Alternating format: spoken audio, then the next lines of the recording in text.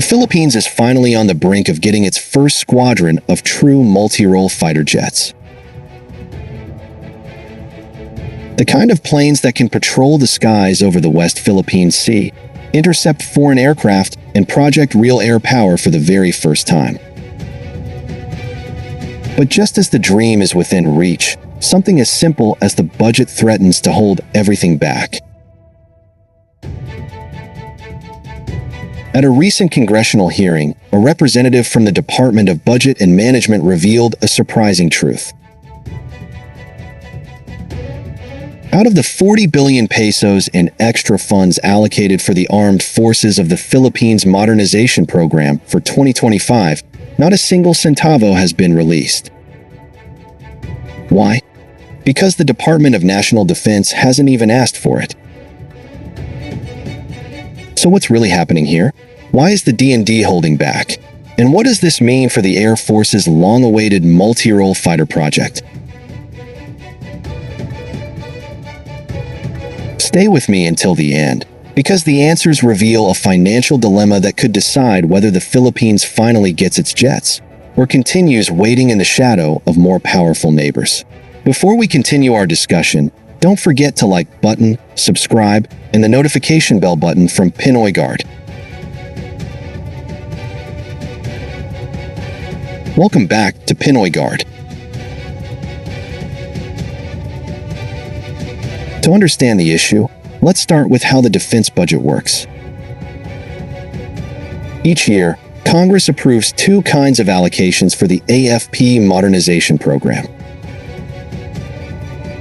First, there are programmed funds. Think of this as the regular budget, the money that is definitely available, guaranteed, and ready to be released. For 2025, the programmed allocation was 35 billion pesos. But as of July 2025, 9 billion of this amount still hadn't been released. Then, there are unprogrammed funds. This is the extra money set aside, but it can only be used if the government collects additional revenues, like higher taxes or unexpected income. For 2025, Congress approved 40 billion pesos in unprogrammed funds. But there's a catch. The D&D has to spend the regular programmed funds first before it can request the unprogrammed ones. And according to DBM, as of September 16, 2025, the D&D hasn't even requested these extra funds. So why the delay?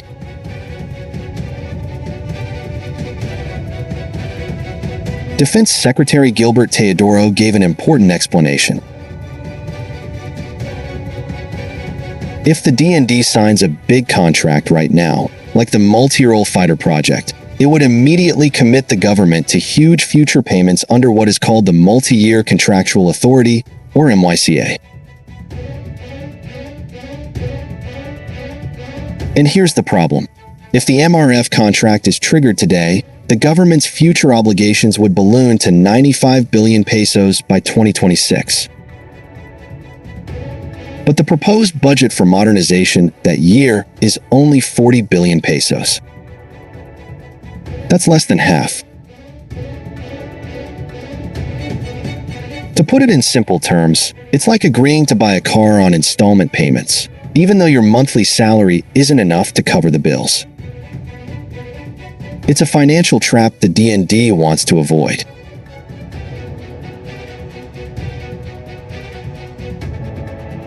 Now let's look closely at the Multirole Fighter project itself. This is the Philippine Air Force's most urgent and most ambitious project.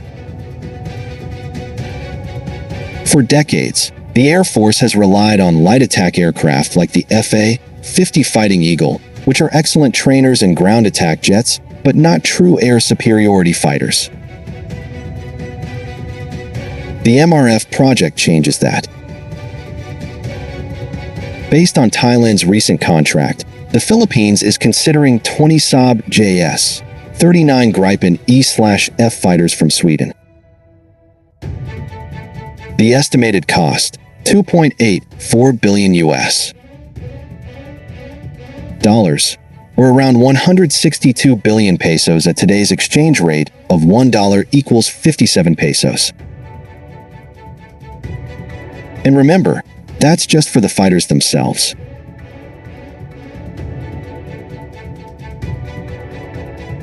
Here's where the numbers really get tricky. Defense contracts usually require a 10% down payment upon signing. For the Gripen deal, that would be around 16 billion pesos. But right now, the D&D only has 9 billion pesos left in unreleased programmed funds. That's not even enough to cover the deposit. Without the unprogrammed funds being tapped, the Philippines can't even start the process. And even if the down payment hurdle is cleared, the bulk of the payments will stretch over several years. Hence the fear of overloading the MYCA with obligations the annual budget can't sustain.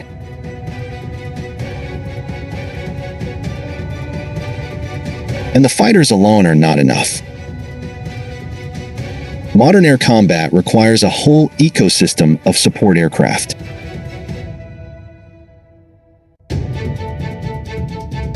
The Air Force has plans to acquire 2 Airborne Early Warning and Control AEW&C planes, which serve as flying radars that extend detection ranges and coordinate air battles. They also want 2 Aerial Refueling Tankers, which would extend the range of both the Gripens and existing FA-50s, allowing them to patrol further out into the West Philippine Sea. The estimated cost for these 4 support aircraft is another 40 billion pesos. Add that to the 162 billion for the fighters, and the total package balloons even higher.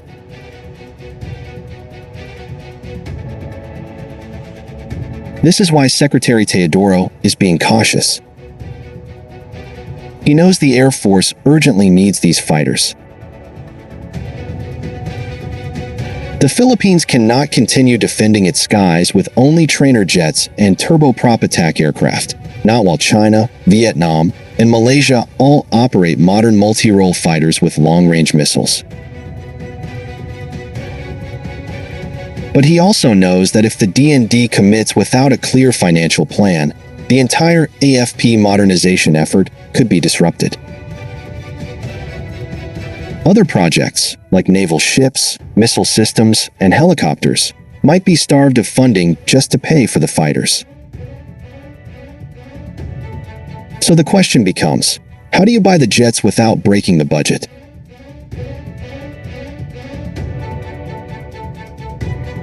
One option is to secure supplier-backed financing.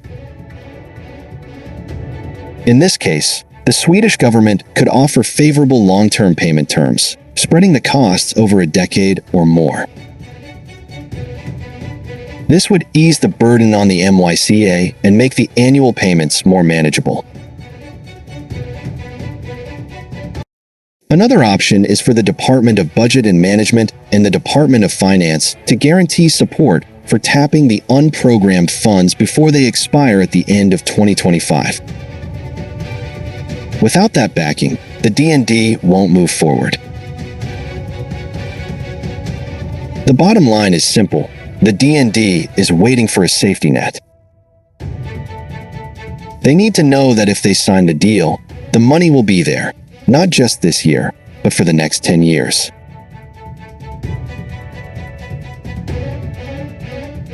But here's the danger. The longer the Philippines waits, the higher the risk of being left behind. Fighter jets are not bought overnight.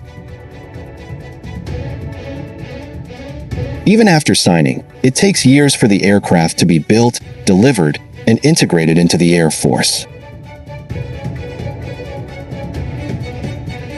If the D&D delays too long, the 40 billion pesos in unprogrammed funds for 2025 could expire unused. That would push the MRF project even further into the future, at a time when tensions in the West Philippine Sea are only growing worse. In other words, the Philippines is in a race against time, both in terms of budget deadlines and regional security threats.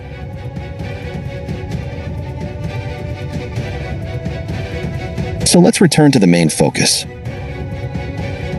The Philippines needs fighter jets. The Air Force is ready. The supplier is ready. The budget is there, but locked behind rules, procedures, and future financial risks. If the D&D signs now, the government could be buried under 95 billion pesos in obligations by 2026, while the budget is only 40 billion. If they wait too long, the opportunity may vanish, and the country remains vulnerable. It's a dilemma with no easy answer. But one thing is clear. Without creative financing, strong government support, and a firm decision, the dream of Philippine multirole fighters will remain just that, a dream.